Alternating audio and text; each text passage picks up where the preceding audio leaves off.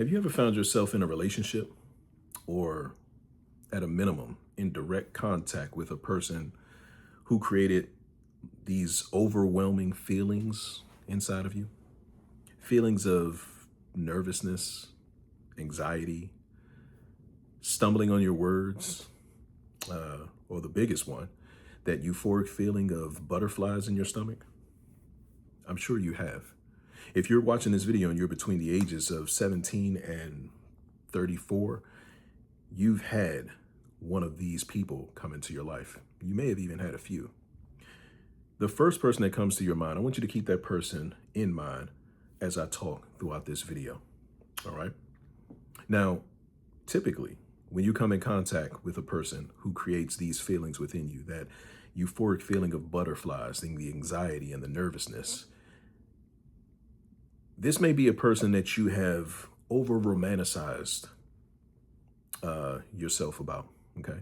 You may have already pictured what your future would be like with this person, whether you got into a relationship with this person, whether you and this person moved in together, what intimacy would be like, what it would be like if you guys got married, had children. You've already pictured your entire future for the next 30, 40, 50 years with this particular person. You guys know who I'm talking about if you've ever met that person. All right. Now, to you and to the average person, those feelings of nervousness and anxiety, stuttering on your words, and that euphoric feeling of butterflies, most people look at that as though it's a sign from the universe. I've never felt this way about anybody before. You know what I mean? This must be the person that I'm meant to spend the rest of my life with. This is a sign. It's a sign, all right. But it don't mean what you think that it actually means. Okay. Let me explain something to you before I tell you what it actually means. In your human experience, okay, there are three types of relationships that you will come in contact with throughout your life. One is called a soulmate. Now, a lot of people mistakenly think that you only get one soulmate in your entire life. This is not true. You get many soulmates, and your soulmate can be anybody. It doesn't necessarily have to be your significant other or your spouse. Your soulmate could actually be, I don't know, a family member, could be your best friend. It could even be an animal. Okay. You get many soulmates throughout your life. These are souls, energies that you're meant to meet and experience throughout your life. Okay. But along with soulmates, there are two other types of spiritual connections that you may come in contact with in your life. Okay. One of them is called a twin flame. Okay. And in a twin flame connection, it is a very intense connection. What happens in a twin flame connection is that your soul is believed to have split in two. And when it does so, your body absorbs one half of it and the other half is out there with your twin flame. This is the reason why a twin flame connection is incredibly rare. If you happen to have ever experienced a twin flame connection, that person will be similar to you, okay? They'll look different, maybe from a different place, but they'll be very similar in their nature, their temperament, their demeanor, their personality, same interests, probably even experience similar things throughout their life, okay? That is a twin flame connection. And again, it is incredibly rare because essentially it is the other half of your soul that you're coming in contact with. Now, aside a twin flame connection, the third type of connection, which is also rare, but not as rare as a twin flame, is called a trauma bond.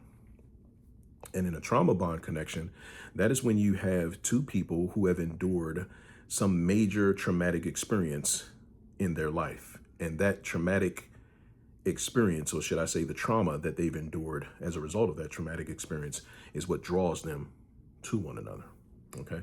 Traumatic experiences, let's say for an example, the young lady in that trauma bond connection, maybe she was SA'd by a family member when she was younger. Okay. And for the male, maybe he has abandonment issues.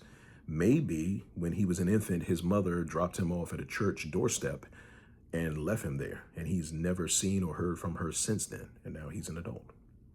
Okay. You can see how each one of these situations will create within someone trauma. Okay, it is that trauma that is going to draw people to one another in a trauma bond connection. Before I go any further, I just want to say, what's up, YouTube? I am the real Rayhan, and here on this channel, I tell real life stories about personal experiences that I've endured throughout different stages of my life. The storytime videos I tell here can range from relationships, marriage, parenting, dating, jobs, or just other experiences that I may have had with friends, okay? But for those of you who've been with me on the channel here for some time, you know, aside from my storytime videos, I am also a very big advocate for spirituality. And I have very vast knowledge of different forms of spirituality, which is why I'm speaking about these spiritual connections, soulmate, twin flame, and trauma bond as they pertain to this particular video.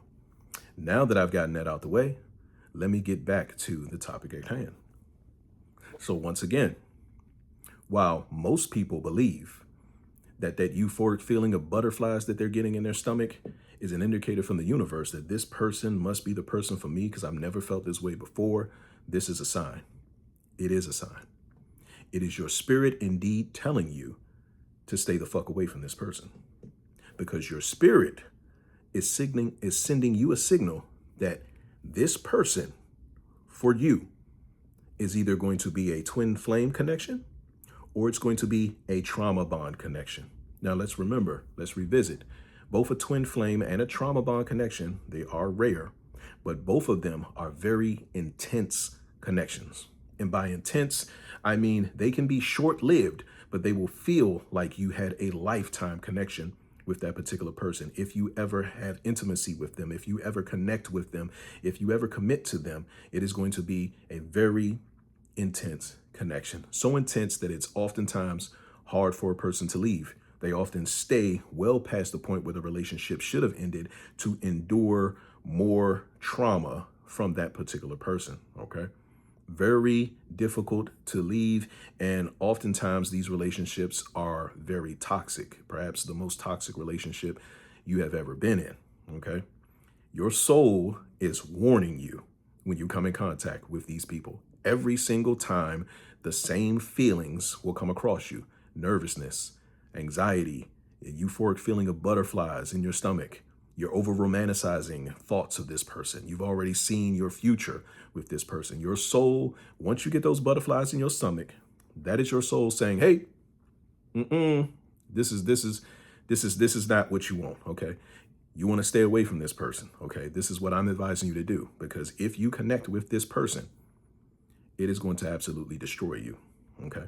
It is going to destroy you mentally, emotionally, psychologically, spiritually, and quite possibly even physically, okay? Things that you may have been used to doing physically, you may stop doing those particular things, and it may take a toll on your physical well-being, okay? That is how intense these relationships are. And oftentimes, when and if these relationships come to an end, I don't care if they lasted for 6 days, could have been 6 weeks, 6 months, even 6 years. I don't care how long the relationship lasts. The fact of the matter is, when and if it comes to an end, more likely when it comes to an end, it is going to have a tremendous impact on you emotionally, psychologically, spiritually, mentally, and quite possibly physically, okay? So much so that it may take years for you to get over that particular relationship, for you to get over that particular person and move on with your life. Remember when I told you at the beginning of this video, that person that you thought about the moment I said all of those feelings the first time you felt them? Lock that person in your mind. As a matter of fact, drop in the comment section, let me know if I'm right. Let me know if you came in contact with a person who created those same feelings within you. Y'all got together despite your spirit telling you not to. And then when that relationship came to an end, it absolutely destroyed you in all of the different aspects that I just described. Drop that in the comment section. Let me know if I'm lying. Let me know if I'm right. Let me know if I'm cooking, if I know what the fuck I'm talking about, all right? Now, here's the thing. To illustrate what a twin flame connection looks like, the first thing that comes to my mind is a television series on Netflix entitled Forever. It's starring an actress named Lovey Simone. I don't know who her co-star is. I'm not familiar with him, but Lovey Simone I am familiar with. That is a great example of a twin flame connection. What actually takes place in the show, without me ruining it for you, is it just shows the life of two teenagers in high school and the things that they encounter in their relationship. Okay. It's a great illustration of what a twin flame relationship actually is. All right. Now, if I had to think about a trauma bond connection, the first thing that comes to my mind is an older movie, probably 15 years old by now, a movie entitled Black Snake Moan, and it is starring Samuel Jackson. I think it also features Justin Timberlake, and I forget the main female actress. I'm not familiar with who she is, despite seeing her in many movies. And again, without ruining the movie for you, it is about a male and a female who are in a relationship, and they both have endured some type of traumatic experience, and as a result, this trauma follows them around. It's what draws them to one another. And Samuel Jackson's character kind of mitigates what's actually taking place. It's a really good movie if you're curious about what a trauma bond actually looks like and how they actually work. Okay, those are two great illustrations of a twin flame connection and a trauma bond connection. All right, now that I've gotten that out the way, I've given you guys the early introduction. I've established with you the three different types of spiritual connections and what all of those feelings actually mean and what your spirit is trying to prevent from happening. Now that I've gotten all of that out of the way, y'all already know what time it is. It's story time. And in this story time, I'm going to be talking specifically about a time in my life where I found myself in a connection with one of those rare types of souls. All right. So the year for this story time is in 2004. It's the end of 2004. It is holiday season. In fact, November 2004. I had just gotten out of the military, summer of 2003, and I'm only 22 years old at the time that I got out the military. I'm 23 when this story takes place. Now, what's actually going on is I'm still young, fresh out the military. I have a car note, insurance, cell phone bill. I like to wear fly clothes and sneakers, all the stuff that you can expect a young man who's in his early 20s to do. So what I got to do, because I was living with my mom at the time, what I got to do, got to get me a job. Okay. Now at the time, I was working at Walmart. That's where I chose to apply because Walmart was paying at that particular time above minimum wage. I think I was getting like $11 and some change an hour or something like that. Okay. So I was like, okay, this is cool. I don't have any real responsibilities outside of a car note, cell phone bill. You know what I mean? I think I had to pay my mom some rent. But yeah, that's what I chose to do. So I'm working at Walmart, right? The position I was working at Walmart was called a truck unloader position, okay? And what it was basically we worked from 4 p.m. to 12 a.m. and we worked in the back of the store. So if there's ever been a time where you were in Walmart and you saw a particular item that you wanted, but you couldn't find it on the shelf, you went to one of the store associates and it's like, well, do y'all have it in the back? That was me working in the back, trying to find the shit that you wanted that you couldn't find on the shelf. That's a part of the job that we did. All right. So in the back of the store, in the warehouse, we were vastly responsible for unloading trucks. Okay, trucks would pull up from the Walmart warehouse full of merchandise. We would go into the trucks and we would pull out each piece of merchandise, put it on the conveyor belt so it moves down the warehouse. And then the rest of us would be responsible for taking it off of the truck, off of the conveyor belt, and putting it on a pallet that was designated for a particular department within the store. So basically we're getting all the merchandise for that department off the truck, or getting all the merchandise off the truck. We're putting it into the appropriate department, putting it on a pallet, and then we're going to wrap it up. And then we're going to move it out to that particular department closer to the end of our shift so that the overnight crew can come in and restock their department with items from off the pallet. Okay. That was essentially what I did from 4 p.m. to 12 a.m. Okay. And the guys there, they were cool. But if I'm being honest with you, at 23 years old, 4 p.m. to 12 a.m. are not hours that a 23-year-old man wants to work. Okay. Like I said, now I understand the value of a 4 to 12 shift or even an overnight shift. But at 23, no, 23, those are your social hours. Those are the hours where you want to be hanging out with your friends. Those are the hours where you're going to do probably 100% of phone calls with the young lady that you may be dating. Like everything is going to be between those particular hours right there. So for me, 4 to 12, it was starting to kind of weigh on me because I knew it was eventually going to have a negative effect on me being able to meet a young lady or continue to deal with any young lady if I'm not able to converse with her, because we were not allowed to have our phones or to be on our phones. They would actually watch the cameras to see if they could see us talking on a phone off in a corner and stuff like that. You know what I mean? So I was like, nah.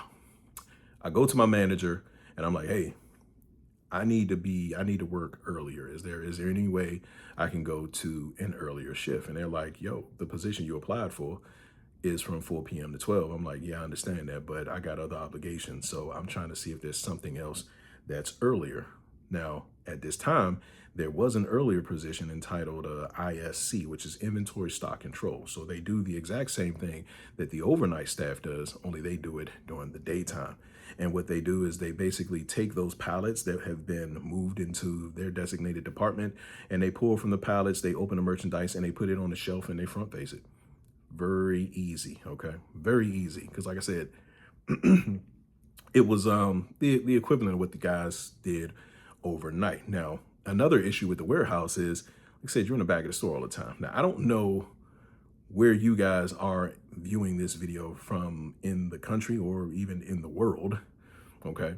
But at the Walmart where I worked, it was very, very often that there would be attractive women that come working in there. You got to think everybody's going to come shop at Walmart to find discount product that they're looking for, like everybody is. So it was very often that we were seeing attractive women come in there. Problem is, we were in the back. So there were a lot of times that they would come in and we wouldn't see them at all. But I can remember there were times where certain guys that I worked with would come running in the back, like, man, I was over in electronics or I was over in toys or nursery section, man. I seen this bad chick over that joint. I'm talking baby was bam, boom, bow. You know what I mean? You go over that joint, man. She got on a red shirt, got on these dark blue jeans, man. She got her hair this kind of way, man. Go look for her. So when we hear that, you know what I'm saying? Because we in the back and we like deprived of seeing these people, we finding a reason to run out to the front of the store and we up there like this and shit, like looking through all the aisles trying to figure out where this woman at so we can get a good look at her, right? And sometimes like the women would be okay, but most times the women these guys were pointing out were not. You know what I mean? Like I said, I'm very particular about what I like. So if they don't fall within my particulars, then you just ain't doing nothing for me. You know what I'm saying? So I remember guys doing that, right? So the manager was like, you in luck. Because there's a position with ICS that just opened up because this guy, I can't remember if he either quit or if he moved to a different department. They was like, you want it? I was like, hell yeah, I want it. What's the hours on it? And they said the hours were going to be 11 a.m. to 7 p.m., which is much better than 4 p.m. to 12 a.m., right? At least 11 to 7 p.m. gives me a couple hours in the evening where I can make my phone calls, you know what I mean? Where I can talk to whoever it is I need to talk to, where I can hang out for a little bit, you know what I mean? Excuse me. So they put me on the inventory stock control team. Excuse me. And I started working started coming in at 11 o'clock, stocking the shelves. But the problem was, I don't want to say it was a problem, okay? I didn't do that the entire 8 hours I was there. So from 11 to 3, I did inventory stock control. From 3 to 7, I still had to go in the back in the warehouse to help the other guys unload the trucks because now they were short staffed. Like nobody really liked doing that, okay? But while I was back there, like I said, I was still working with the guys that I was already familiar with, so it was cool. One particular guy comes to my mind. His name was Iron. Iron was like me, very, very similar to me. He was from the same area in DC, probably around the same age. He could have been either a year younger. Perhaps he may have been a year older, but very similar in temperaments, very similar in like almost everything. Only difference was, you know, I'm a lighter complexion and Iron was he was like a light brown skin complexion, but very similar temperaments. And Iron, I remember Iran, man, ironically, had a girlfriend that worked in the same Walmart with us. Actually, more than a girlfriend. I think they actually had a child together that was like a 2 or 3 year old child. Mind you, Iran is only like 22, 21, somewhere between 21 and 24. And he and his girl got a 3-year-old child together now. His girl, she was bad. I'm talking about she was bad. His girl was my type. Petite, athletic frame, but she had women, if you're watching this, I'm sorry. She had one of the fattest fucking asses, boy. Like, shit was unbelievable to me. Like, her ass was so fucking fat. That shit looked like two midgets in a sleeping bag wrestling or some shit. You know what I mean? And the thing I used to hate about it, right, is that she would come to work every day with stretch pants on. Stretch pants. Now, mind you, she already was petite and athletic, but to have an ass that was as fat as hers and to be wearing stretch pants, I felt like it was inappropriate. I say I hate it, but I actually loved it because every time I saw her, you know what I mean, I would just kind of wait and kind of do one of these little joints. You know, we all us dudes do it. You know, you kind of walk past the chick, you try to keep your head up, and as soon as she passes you, you know what I mean? I used to do that every time she walked past me, right? I actually tried to talk to her before I realized that she was messing with Iran, you know, and I'm just like, I got a boyfriend and my boyfriend work here. Matter of fact, he work in the back. I think y'all work together. And I'm like, I don't know who the hell she talked to. Ain't nobody here talking about they got a girlfriend out there. But one day I saw her and Iran kind of huddled up talking.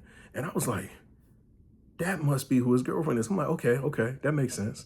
It make a little bit of sense to me. At least now I know that it's Iran's girl, which means if me and him are similar, if they broke up, then it means she would talk to somebody like me because me and him are very much alike. You know what I mean? But yeah, she was fat, boy. And I remember every time I used to stand and stare at her, I would always be like, and then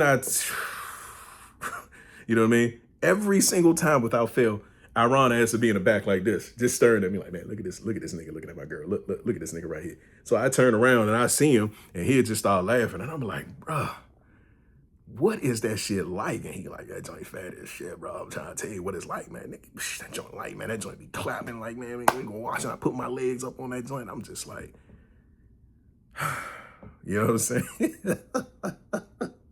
So, right, anyway, one day I come in, one day I come in and I'm in the back and I'm helping these guys. Now, like I said, this is during the holiday season. So these trucks that are coming in, they're packed to the fucking ceiling. Like there's almost no room for breathing in this truck. Like they didn't put so much shit in there because they trying to get all this stuff out for Christmas. So right, me and Iran were the ones that used to try to go into the bed of the truck and throw all of the merchandise throw it out for people to grab it and just put it on a conveyor belt. You know what I mean? That's what he and I would do because we were like the smaller, more athletic ones on the team. Everybody else was, you know, a little bit older, a little bit, you know, bigger in weight. They couldn't maneuver. They weren't as agile as he and I were. So he and I would do that, right? So these pallets, they were getting fucking piled up really big because one of the things we hated was having to move multiple pallets because these pallets would get fucking heavy around this time of year. They're putting so much merchandise on them, and not everybody had the common sense to make sure that the weight is evenly distributed on the pallet. Sometimes they would pile it up too high. The shit is leaning. We would shrink wrap this shit. And even though we had pallet jacks to kind of use the hydraulic pump to get the pallet up off the ground, we would have to use a lot of our strength to move these fucking pallets. And this is the reason why motherfuckers didn't like making more than one pallet. It's just like, man, just get all this shit out there, man. I don't want to keep having to drag these fucking pallets back and forth because these joints be heavy as shit. Now, it was like a test of manhood to be able to move these fucking pallets. And when I say a test of manhood, like when we would move them, we would have to use our entire body to get this shit moving. Once we got it going, then we can kind of keep the momentum and get it where we need to get it. But just to get that shit moving, boy, I'm not playing with you. We would have to be like holding the shit and leaning all the way back or leaning all the way forward or whichever way we try to do it to get it moving. Now, the perk to this, obviously, is when you're pulling these pallets, you got these women that are seeing you do so. And she's like, oh, he's strong. Like, you know, he handsome too. Like, okay, go ahead. We see you. Like we get little stuff like that. So always give us like an ego boost. So we were never afraid to move it. We just didn't really want to do that shit because that shit exhausts you. I mean, it really fucking exhausts you. Again, that's another one of the reasons why I wanted to get the fuck off of 4 to 12 a.m. because from 4 to 12 a.m., you're doing that all day, every day. Once that shit is full, you move it. At least on inventory stock control, I was getting a 4-hour break from having to do that shit, which is what I wanted, okay? So On one particular day, after I got done doing inventory stock control, it got to be 3 p.m. It was time for me to go in the back and help the guys with the trucks and the pallets and stuff, right? So while I'm back there, we're doing a little bit of, getting pallets together. And when a pallet was ready, the pallet that I was like, man, I'm about to go ahead and take this joint out to this particular joint. I think I was taking this pallet to the nursery section. It was like full of baby stuff, right? So once the pallet was full and they shrink wrapped it, I put the pallet jack under it and I took it over to the baby section or the nursery section, whatever it's called. Dropped it off. And then I started to make my way back to the warehouse. Now, as I'm walking back to the warehouse, the baby section is always kind of like in the back right corner of the store. Okay, it's probably set up the same way in every Walmart, but it was in the back right of the store. So when I dropped the pallet off, I started making my way back to the warehouse. Okay, as I'm walking to the warehouse, though, I look off to my left, kind of like where electronics is, and I see this young lady that had this long ass jet black hair, like jet. When I say long ass jet black hair, it was black, deep black, jet black, shiny. Like she take real good care of her hair, or either it was a different texture. She was straight, and her hair was long, like Rapunzel from the nursery rhymes long. Like her hair came all the way down to her ass, like, you know what I'm saying? So I couldn't help but stare at her. Like the first, like if you ever seen a movie called I think it's called The Grudge, or is it called The Ring? I think it's called The Ring, where the girl comes out the well and she's got this really long dark hair. Her hair was like that. It was exactly like that. You know what I mean? Long, dark. Like I'm just like, wow, I've never seen somebody, that had hair like that. So now I'm looking at how long her hair is. I'm looking from the top of her head and I'm just following her hair. Ultimately I end up seeing that her hair was literally just above her ass, right? So now I'm looking at her ass and I'm like, oh, okay, shorty got the little petite athletic kind of frame that I like, right? I'm just kind of studying her, right? I see her hand because her back is facing me, right? So I see her pick up whatever, and I see that her complexion is similar to mine. It's like she's the exact same skin complexion as me. So I know, okay, she's petite, athletic. She's got nice long hair. She's same complexion as me. I can't see her face though, right? So I'm trying to be as inconspicuous as I possibly can so I can get a look at her face, because I don't care how physically fine your body is, the face is going to be what makes or breaks the deal, right? So I'm walking I'm like kind of circling her to my right. She's still kind of in front of me and off to my left. So I'm circling to my right and I'm kind of looking, to try to get a real good look at her. I'm trying to be as inconspicuous as possible, right? By this time, she turns to her right, which means she's now facing me, and I got a real good look at her face, but she was looking down.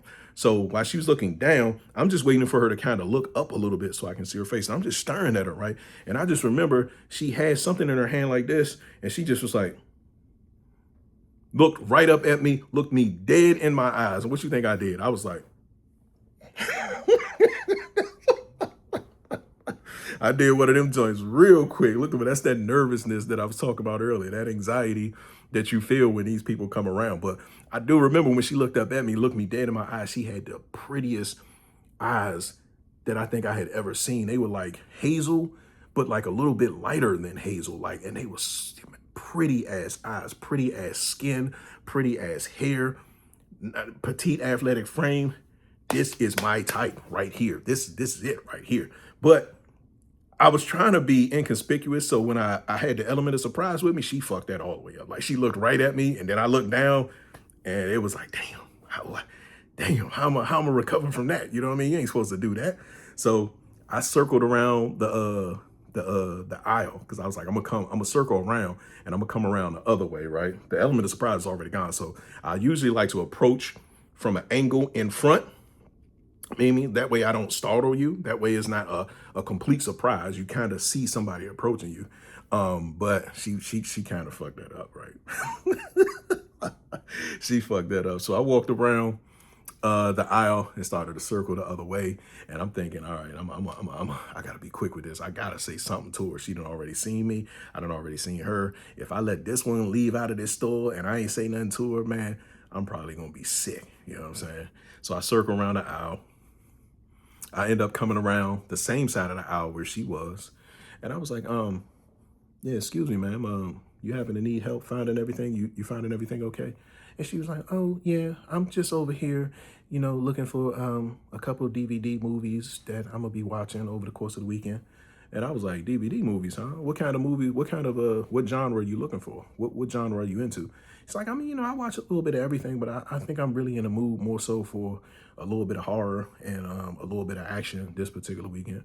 And I was like, all right, I tell you what, if you into action, I recommend you get this one, and whatever it was that newly released that fell under action. And if you recommend horror, if you feel horror, I recommend you get either this one or this one, which is my personal favorite.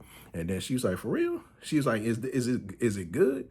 And I'm like, well, so the only movie here that I recommended that I haven't seen was this one. You know what I mean? It's a recent release, but it's one that I hear a lot of people saying are good, and it's one I plan on getting. And she's like, okay, I'm gonna grab a couple of these. Thank you for the recommendation. And I was like, yeah, sure, no problem. Hey, listen, my name's Rayhan. And she's like, oh, I'm Sharika. And she stuck her hand out. So I shook her hand. I'm trying to maintain this eye contact with this girl. Eyes are so fucking pretty. They so pretty, they almost intimidating, right?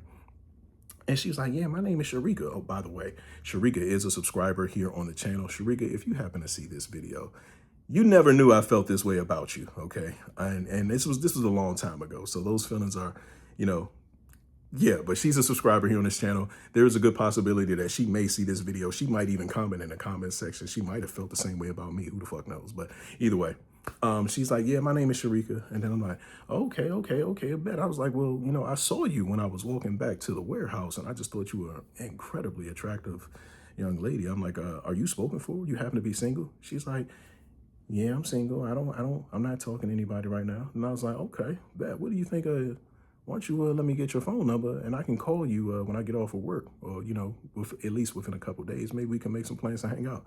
And she's like, okay, that's cool. I pulled my phone out, gave her my phone. She put her number in there, saved her contact, everything. And I was like, okay, bet. I was like, I'm gonna touch bases with you. If not today, it'll probably be in a couple of days. Remember, I'm Rayhan. She's like, yeah, okay, that sounds good to me. I'm Sharika. Shook hands with her again. Got on my way back to the warehouse, right? Now, you know that once you get a phone number of a chick, first off, once you build up the courage to approach a chick that you are that attracted to, and you lay that shit down smooth, and you have success by getting a phone number, you feel like the motherfucking man. Like I'm walking back that joint, I feel like I'm like 2 inches taller, motherfucking chest poke all the way out, shoulders back, nose all the way up in the air. I'm feeling like I'm it, y'all. I walk in the back of that joint with the rest of the team at, they back here unloading trucks and shit. Man, I walk back that joint, man, I'm talking big shit. I'm like, man, y'all don't know what y'all talking about, man. Nigga, I just pulled the baddest joint that's ever walked in this motherfucking Walmart. And y'all out here pointing out all these little scallywag looking ass niggas. And I seen Iran, right? I walked up to him, put my motherfucking forehead against his, put my nose against his nose, and I was like, you too, you hoe ass nigga. You be walking around this joint like your girl the baddest joint on this joint, man. Fuck you talking about, man. She ain't, you know what I'm saying? Then he was like, man, nigga, what? He was like, what you trying to see me or something with the hands? I was like, nigga, what's up then, nigga? What's up? Like, it turned into a whole testosterone pissing contest type shit, right? So then the lead of the team, he kind of pulled us up. He was like, hold on, what the fuck? I know y'all two ain't about to fight. Y'all like the closest two back this joint. And I kind of laughed. I was like, nah, I'm just fucking with him, man. I just pulled this bad joint out there. I'm just feeling myself. And he started laughing. He was like, I was about to say, I was like, what the fuck has gotten into this nigga? Yeah, he was like, she was bad like that? And I'm like, son, baddest joint that's walked in is Walmart by far. A lot of them joints y'all be pointing out, I don't even be fucking with them. But this joint, exactly. I mean, talking about my type to a motherfucking T. That's what she is, right? Then he was like, okay. She's still here. You gonna point her out? I'm like, nah, nigga, I'm not pointing her out. Nigga, she already left. Fuck out of here. Already got a phone number, man. Y'all don't need to see her. Y'all don't need to worry about that. So, right, we end up going on about the rest of the shift. I get off of work, 7 o'clock. And I'm going back and forth in my mind. I'm like, man, I'm about to call her. Because something was bad. I'm about to call her. And then I was like, nah, I ain't gonna call her. I ain't gonna call her the first. Same day you get the phone number? You can't call a girl on the same day you get her phone number. You know what I'm saying? That's press. That's thirsty ass behavior. You know what I mean? You can't do that. I was like, I'm gonna call her in a couple days. I ain't gonna call her today. So I let a couple days pass. I end up calling her, right? She answered the phone. She got the soft, feminine, receptive sounding voice. And I got a thing for voices too. Like I said, I might be particular about what I find physically attractive, but voices, I might be slightly autistic. Voices to me, something about a woman's voice, like if it's raspy or obnoxious or abrasive in any kind of way, I ain't fucking with it. I don't care how attractive she is, that's a turn off. But if her voice is soft and receptive and feminine, all on that shit, man. I can listen to you talk for hours. I don't give a fuck what you talking about. You can be telling me one of the most, I don't know, triflingest stories about the nastiest shit you done did, and I will listen to you talk, attentively listen to you talk, just because the sound of your voice is calming and relaxing to me. You know what I mean? So anyway, I call her and I'm trying to see, what's going on with her, just touch bases with her, let her know I ain't forgot about her, you know what I mean? Da, da, da, da, da. She was happy to hear from me, right? Then I was like, yeah, what you got going on this weekend? And she's like, she ain't really got nothing going on. She got a couple clients because she was a hairstylist, hairstylist. So she said she got a couple clients where she usually get off of work like around either 9, somewhere like around 9 p.m. So I was like, I'm thinking about going to see this movie this particular weekend. I think it might be a kind of movie that you might be into, man, if you try to check that joint out with me. She's like, well, what movie you going to see? And I was like, the name of the movie was Frank Miller and Quentin Tarantino's Sin City was the name of the movie. I don't know if you guys saw it, but it was like an action, it was like a motion comic book type movie. Like they made the movie, they used real actors, but the movie was shot in black and white. And all of these, it was like multiple stories, but they all came together for the conclusion of the movie. Joan was like that. Still one of my favorite movies to this day. And she's like, oh yeah, I wanted to see that. She was like, what time you trying to go? And I was like, shit, you let me know what time you off and you gonna be, ready. We can go from there. So we made plans. We went to the movie, and I'm talking about, not only did she always look good, but she smelled good. She sounded good. Like everything, bro. Like even sitting here talking about it is kind of eerie to me because it's really almost making me like relive these memories, and these memories are from like over 20 years ago. You know what I'm saying? So we go to the movies, holding hands while we in there, all of this kind of mess. We get our little stuff, little from the concession. We sit together, and she like one of them joints that she like wants you to, like she like want the armrest up. You put your arm around her, and she kind of like got her like leaned up against you, like back, like I'm just like, you know what I'm saying? So you know what I mean? Time goes on. She and I continue talking. She didn't live far away from me. So I think she's probably like not even a 10, 12 minute drive away from me. So oftentimes she would come, I still lived with my mom. She lived with her mom. But oftentimes I would be home by myself, you know what I mean? Particularly on the weekends. So she would come over, we'd probably be in my room laid up in the bed, watching a movie, or at her house, laid up in her bed, watching a movie. Ironically, her mom didn't even mind. Her mom was cool with me being there. Was cool with her having guys over, having, behind closed doors, all that mess. But yeah, we'd be like, I remember one time, or most times when I was over her house, we'd be like in her bed, because she had like a bed, a queen size, and at the foot of her bed, or she had like one of those 5 stacked drawers. I think it's called a chest, 5 drawer chest, that was at the opposite of the foot of the bed, where she kept her TV on top of that. So we'd be like laid up in her bed, which was already like an experience because you can smell her, because it's her bed, obviously.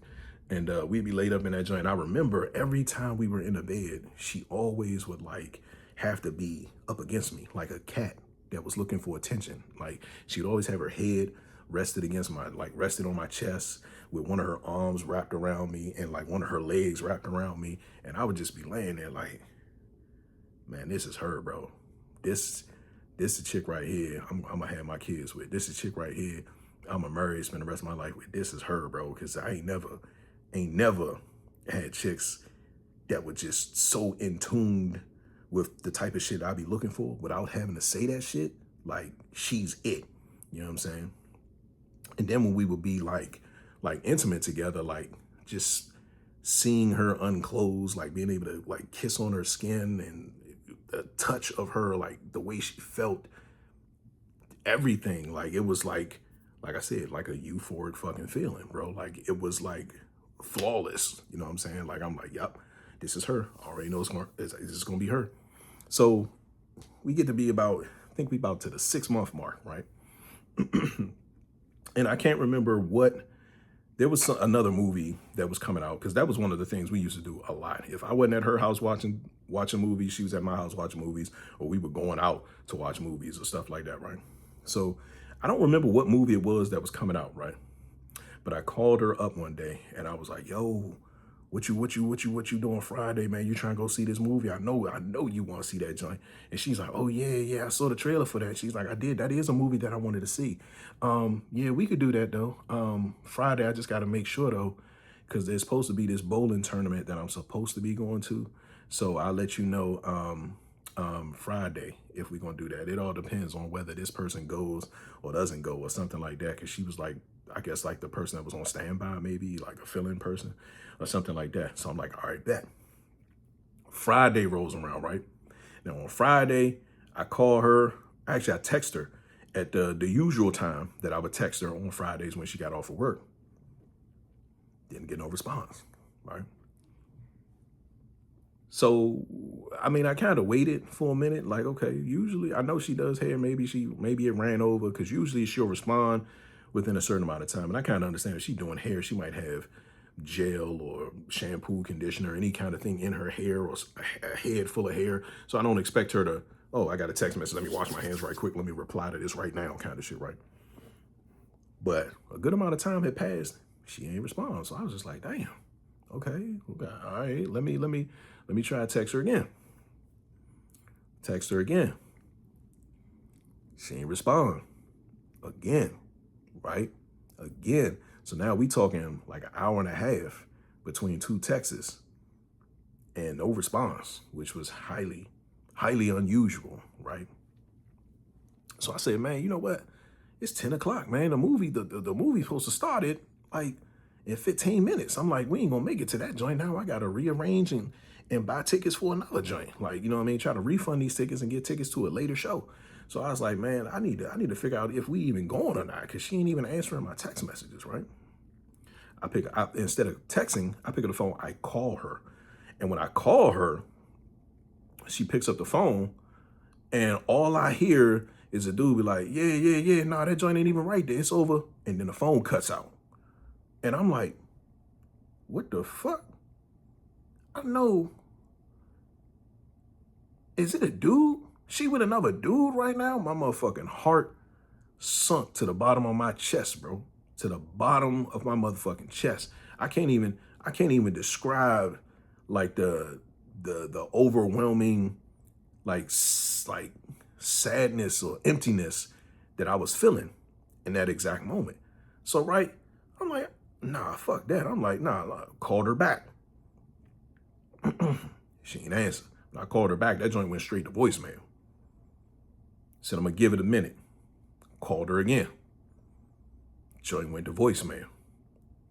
Now I'm getting more and more like irritated at the fact that I just heard her with another dude. I know she ain't make plans to go out with another dude, spend time with another dude when I'm trying to spend time with her. And we've been doing this whole thing right here now for 6 months, right? Wasn't answering my calls. Sent her a text. She wasn't responding to my text either. So I was like, man, you know what? I know what the fuck I heard. I know she with another dude. I don't know why she just ain't. Man, you know what? Fuck this shit. She ain't answering my calls. She ain't answering my texts. Because clearly she know that I heard. It was almost like she picked up the phone because she saw that it was me. And she did so probably like telling him, look, just be quiet right quick. I got to answer this phone. And he said whatever the fuck he said. She know I heard it. You know what I'm saying? So she ain't answering my phone or returning my text because she know I'm pissed off, right? So I was like, man, fuck it. If she ain't answering my calls, she ain't answering my text, I already know what it is. I heard the other dude's voice. I already know what it is. Fuck this. So I pulled my phone out, sent her a text. And I don't remember verbatim what it said, but it said something to the like, man, you know what? Fuck this shit. You know what I'm saying? If you wanted to talk to another dude, all you had to do was say that you wanted to talk to another dude. So I could have did my own thing. But since you trying to keep secrets and shit, you know what I mean? Fuck it. You know what I'm saying? We ain't got to talk no more. I ain't even the type of dude that do shit like that. We good. Right? Push the send button on that joint.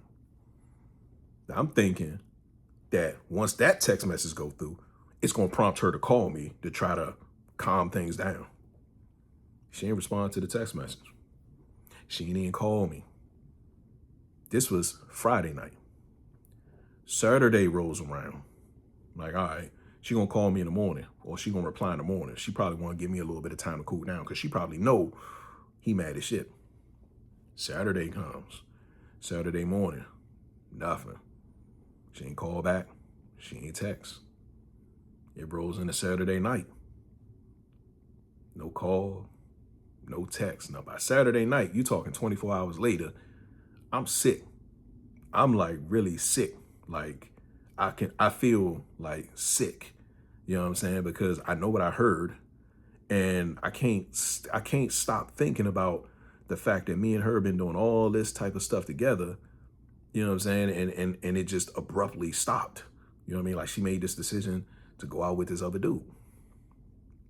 It's like, I'm sick, right? Didn't hear from her Saturday either. Sunday rolls around, and by this time, I'm like, well, fuck it. She ain't called me back Friday. I ain't hear from her Saturday. I said what I needed to say. I know what it is. It's done. I ain't happy about it. Like I said, I'm feeling sick. Sunday rolls around. I think it was like Sunday afternoon, maybe. My phone rings. It's her. When I see her picture pop up on my call ID, on my picture ID, I'm like, okay, yeah, it is her. We about to have this shit out, because I'm about to get to the bottom of this. Who this nigga was and what you was doing with him. Why you wasn't responding to my shit.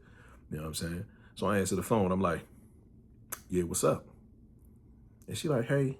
And I'm like, what's up? So she's like, nothing. I'm just in here relaxing. You know what I'm saying? I actually just got back from that bowling tournament that I told you that I had gone to. The person ended up not going, and they needed me as a replacement. And I was like, bowling tournament? I'm completely disarmed now. Everything I thought that I was about to say to her, everything I thought I was about to reel at her, I'm completely disarmed now, just hearing her voice. And she's like, yeah, you know what I mean? And I was like, bowling tournament? Okay, how'd that go? Did y'all win? And she was like, no, we ain't win. It was a guy on our team that was getting outplayed by a dude on their team.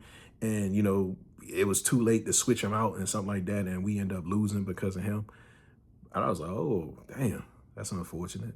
And she was like, yeah, but outside of that, though, I mean, it was cool. It was a cool little experience. The only issue out that joint, though, was we was like out in, I feel like she said either West Virginia or maybe she said Pittsburgh. I can't remember earlier what she said, but she was like, the only thing about it is it was a bunch of mountains like out there in that area. So, you know, it was really like interfering with like phone reception and stuff like that. Like I couldn't make no calls. I wasn't able to receive calls. She's like, I saw that you called me and I answered the phone to try to talk to you, but it's like shortly after I answered the phone, like I just lost all my phone signal. She like, I couldn't send no text. I wasn't receiving text, like nothing. It's like nothing that was going on with phones was working out that joint. But outside of that, it was cool.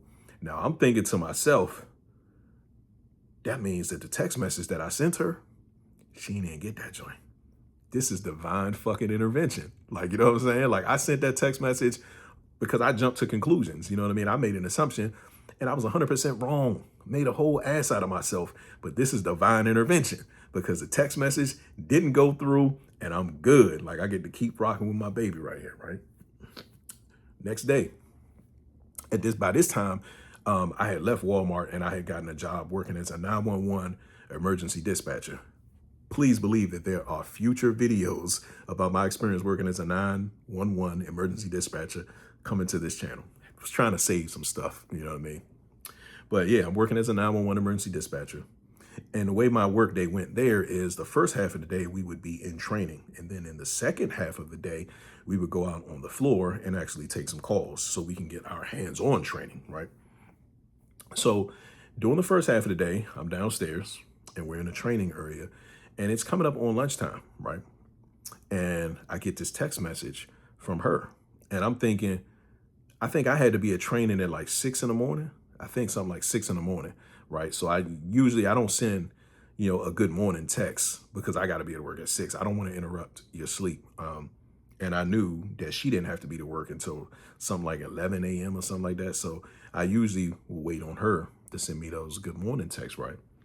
So it's about that time and a text message pop up on my phone. I'm like, oh yeah, it's about the time that she normally texts me anyway. Let me see my baby talking about. So I open up the text message. The text message says, that's cool. Fuck what you thought. I don't give a fuck about none of that shit. And I don't fuck with niggas that don't trust me either. We ain't got to talk no more. Fuck it. And I'm like, fuck is she talking about? Only thing that she could possibly be responding to, the motherfucking text message that I sent on Friday. That motherfucking text message went through fucking 4 days later and she ended up getting the shit. Divine intervention? Nah, bro.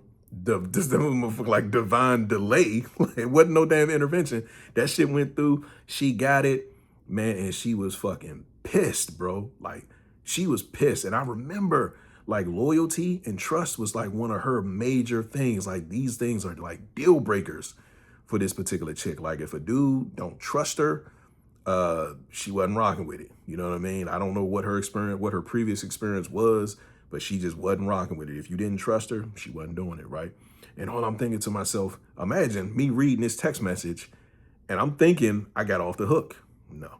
When I read her response to that text message, even though she got it 4 days later, once again, my heart sunk in my chest. Felt the exact same way that I felt Friday night when I called her phone and I heard the guy's voice in the background.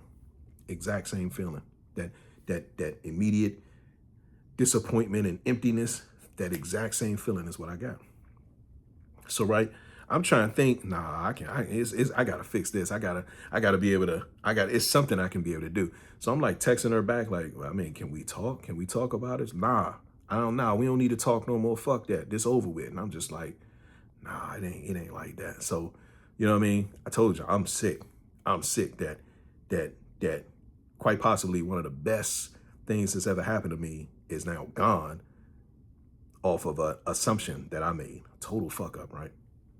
So as time is passing, I'm just like, all right, maybe as a little bit of time passes, you know what I mean? Maybe she'll calm down. Maybe we can end up talking, hashing this shit out, right? I think like a couple months passed. It's a lot of time, for you to be sick, for you to be missing somebody, for you to, you know what I mean, be kind of craving that person, right? Couple months passed, like 3. And I'm still working as a 911 emergency dispatcher. I'm actually outside on my break one particular day and my phone rings. I look at my phone and I see her face on the picture ID. So now I'm like, oh shit, she's calling me. I did the right thing. All I had to do was like wait this shit out and let things cool over. She's ready to talk. That. So I pick up the phone. I'm like, hello? And she's like, hello? Yeah, hold on. And I'm like, hello? And then she's like, yeah, are me and you having sex? And I'm like, yeah. Then she's like, what? How the fuck you gonna lie like that? How the fuck you gonna lie like that? I hear a dude's voice in the background like, I fucking knew it. And I'm like, wait, what? And she's like, when is the last time me and you had sex? And I'm like, shit, I don't know. You tell me. And she's like, I can't believe you gonna sit up here and lie like that. And I hear car door close and I hear tires screeching, right? Then she hangs up the phone. And when she hangs up the phone, I'm like, I know she just didn't call me to try to prove to some other dude that me and her ain't sleeping together no more, right? You know what I mean? Now, I want to be clear about something. It was not my intention to kind of fuck that up for her, but it actually was. I actually was trying to fuck it up for her because it's funny for me to say that because I actually was, being honest with you. When I heard that shit, what do you think happened? My motherfucking chest, my heart sunk in my chest again because I'm thinking it's been 3 months since I last talked to her. This entire time I've been craving this girl, right? Best thing that's ever happened to me. And now she calls me to prove to some other guy that she and I haven't been sexually involved in however much time, which means that she had been sexually involved with him. So imagine, again, how I feel knowing that this person that I feel this way about is having these type of relationships with somebody that's not me. You know what I mean? Almost as if what we were going through together wasn't strong enough to prevent that from happening. You know what I mean? Like, and I was just like devastated once again, right? Now, as time went on from that day, it was almost like whatever 3 months of recovery I had reset with that phone call, right? I eventually ended up getting my own place. She still was living with her mom's. But I eventually ended up getting my own place. And again, I had already over romanticized, thinking, when I get my own place, man, you know, my girl gonna be over this joint. I'm gonna go ahead and give her a key so she can come and go as she please. We can be in that joint doing what we need to do. This is the stuff I'm thinking. So even when I got my own place, the first thing I'm thinking is about her.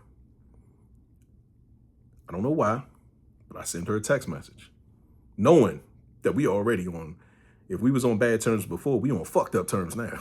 You know what I mean? Sent her a text message and I'm like, you know what I'm saying? I got my own place. Like, you crossed my mind, man. I got my own place, man. And, you know, you should come check it out if you want to. You know what I mean? If you feel like it. And I think it took like a couple of days before she responded. Like, oh, okay, congratulations or whatever. Maybe. And I'm like, maybe? What do you think that did? That gave me hope. That maybe gave me some hope. I'm like, all right, we about to be back. We about to be back. Now, I remember we had a phone conversation prior to her coming over, and it was about a video game that we both played called Tekken. It's a competitive fighting game. And she was, once she let me know that she played it, I was like, why did I never see the PlayStation in your room all those times I was there? She was like, yeah, I got it. You probably just couldn't see it because it was nighttime. But she's like, yeah, I play Tekken. And I'm like, I can't believe you played Tekken. And she was like, yeah, I play. I'm good at it too. And I was like, you're not good at Tekken. What's the first thing you know? You probably don't know the first thing about it.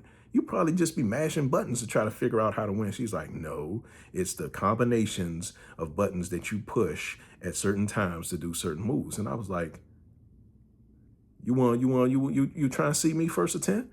She was like, all right. She ended up coming over to my place. We ended up sitting down. We ended up playing Tekken, and we was playing first attempt. And I was whipping her ass. She was kind of winning off some little cheap shit. I was whipping her ass, but to try to be a gentleman, I'm like, you know what? I'm gonna keep it close, but I'm gonna try to carry her through this match. I'm gonna let her win. I'm gonna let her get to 10 first. I know I'm better, but I'm gonna let her get to 10 first. You know what I mean? But I'm just gonna try to carry it to make it look like it was competitive, to make it look like I'm not as good as I am and that she's actually better than she is.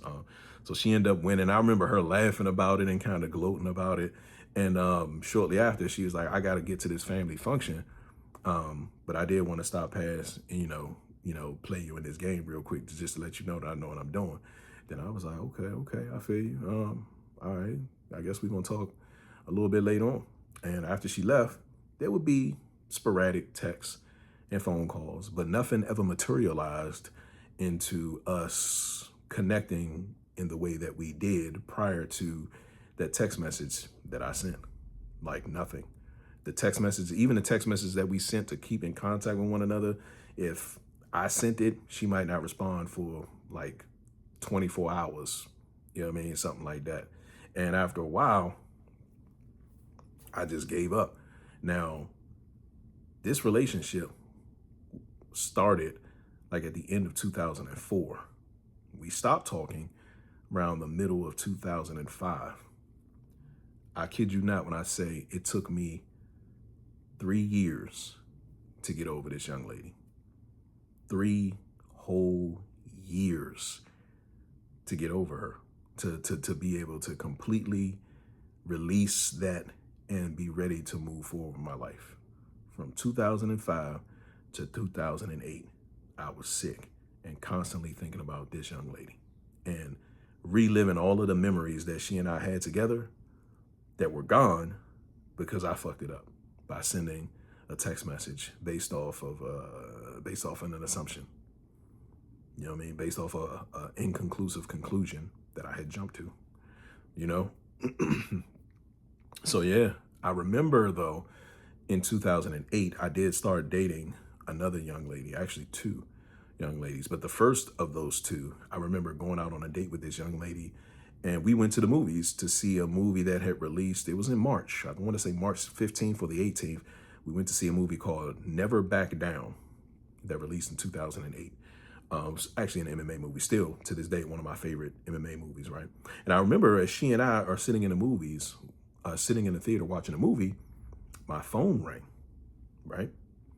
Now, if you go to an AMC movie theaters, after the previews, there's a portion that comes on and, please silence your phones. Please be kind to your neighbor and all of this kind of mess. Phones ringing, ruin the movie for everyone. So I wasn't turning my shit off. I did turn it down, but I'm not going to turn my shit off.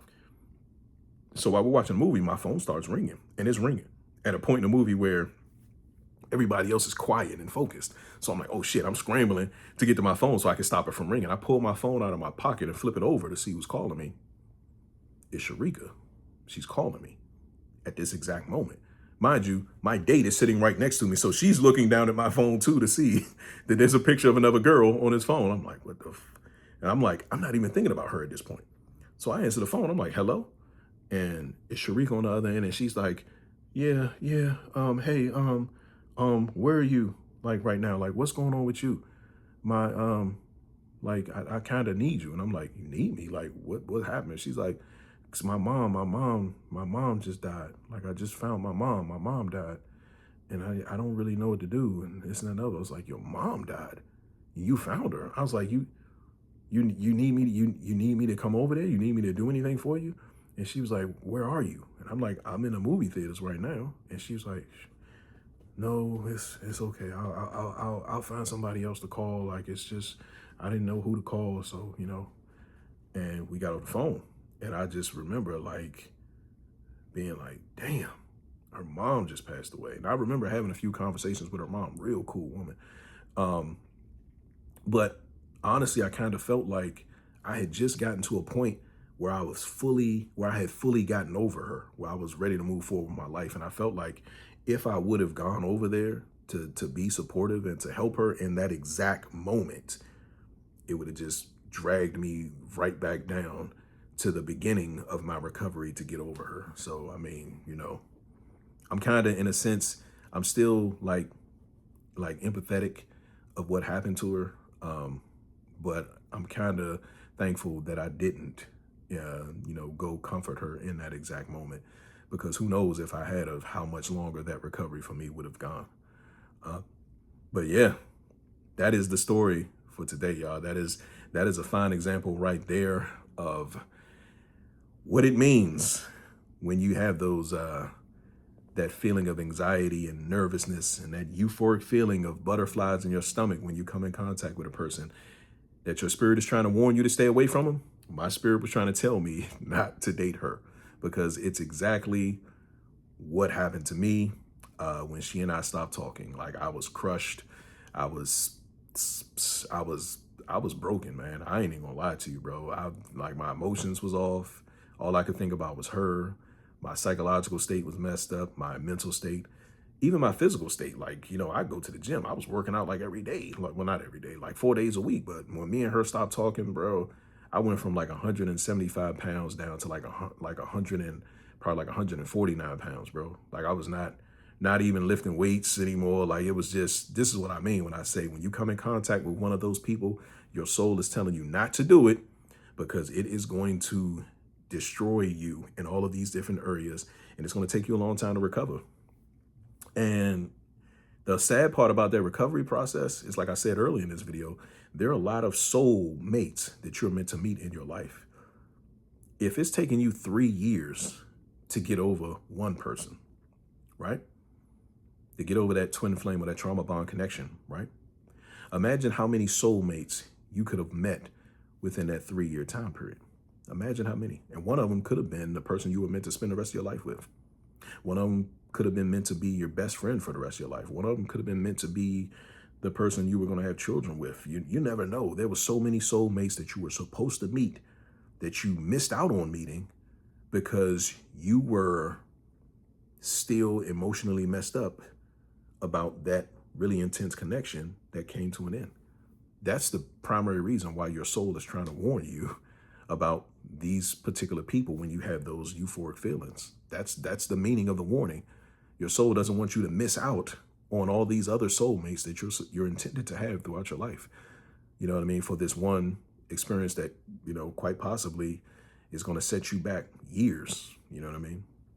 So yeah, ladies and gentlemen, that is today's Storytime video. I hope you guys enjoyed it. For those of you that are new to the channel, if you enjoy my storytelling style, there is a link in the description of this video for my members section. You can become a member of the channel where you will get member perks, first access to videos, early access to videos. I think I'm going to start doing members only broadcasts to kind of push the memberships a little bit more. If you enjoyed this video, do like, share, comment, and I definitely invite you to subscribe. Ask that you turn those your notification bell on so that you'll be notified immediately when the next broadcast goes live or when the next video is published. Okay, if you guys can relate to what I talked about in today's Storytime video, definitely leave a comment, because I want to know.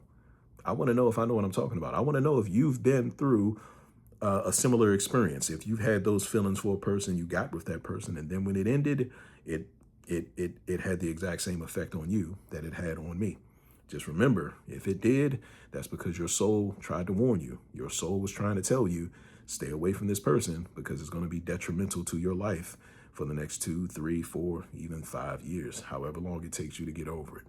But yeah, that's the video. I hope you guys enjoyed. I want to thank you guys for joining me on this beautiful Saturday afternoon. This is a re-upload of this video. I don't know what, with the original video, the audio cut out halfway through the video because my mic died. So this is a re-upload. So I want to thank you guys for being patient while I got this video out there to you so you can finish this particular story. And as always, I will see you guys in the next one. Peace, peace.